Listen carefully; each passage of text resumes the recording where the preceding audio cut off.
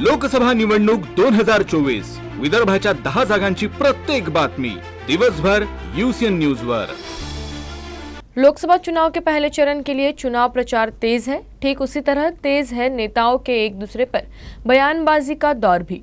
पूर्व विदर्भ के दो प्रमुख नेता गढ़चिरौली के पालक मंत्री धर्मराव बाबा आत्राम और राज्य के विरोधी पक्ष नेता विजय वडेट्टीवार एक दूसरे पर जमकर शाब्दिक हमले कर रहे हैं।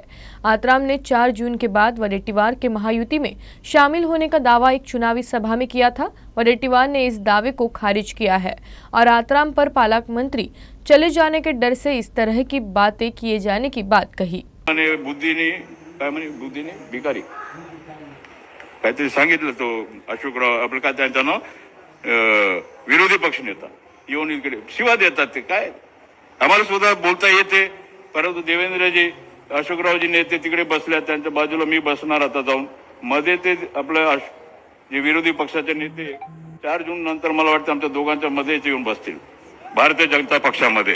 म्हणून काय आता त्याला काळजी करायची आवश्यकता नाही। आतापर्यंत आता जाऊ दे, आता जे काय 19 तारखेपर्यंत ते बोंबलतील इकडे, मग आपला इकडे येतील।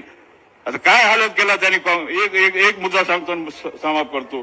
आपले काय उसंडी, डॉक्टर उसंडी हे का आले बीजेपी मध्ये? 2दा त्यांना उभं केला, तिसऱ्यांदा त्यांच्याकडे पैसा नव्हता म्हणून त्याला सोडले। हट गरीब आदमी बोले, म्हणजे आदिवासी माणूस गरीबच राहणार, कोणता लखपती कोणता अमीर आहे का? अशोकराव गरीब माणूस आहे तो, त्यांना पैसे द्या म्हणतो, मला माझ्या पेट्रोल टाकायला तर पेट्रोल टाकण्याकरता पैसे देत नाही। आता मी काय करू? आता मला आता माझ्या खिशातूनच मी टाकलं पाहिजे असं प्रकारची परिस्थिती आहे। तर ते हा गरीबच आहे, उसंडी गरीब, doctor Kodwate, mister and Mrs ते का गेले? तेच त्याचा खिसा खाली केला, संपला त्यांचं काम। असं आहे, गडचिरोली चिमूर लोकसभा हा आता पूर्ण काँग्रेसमय आणि इंडिया आघाडीचं संपूर्ण वर्चस्व निर्माण झालं। अशा स्थितीमध्ये या ठिकाणी 100% भाजपाचा पराजय त्यांना दिसतोय।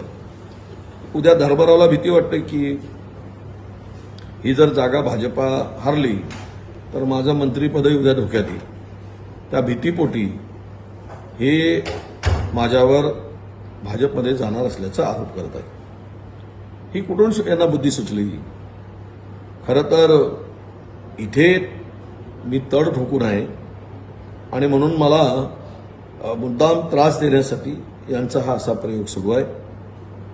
धर्मरावचं काय राहिलंय आता? धर्मराव आत्राम त्यांच्या मतदारसंघामध्ये माझं चॅलेंज आहे, त्यांनी कमळाला लीड घेऊन दाखवावी, मी त्यांना चॅलेंज करतोय।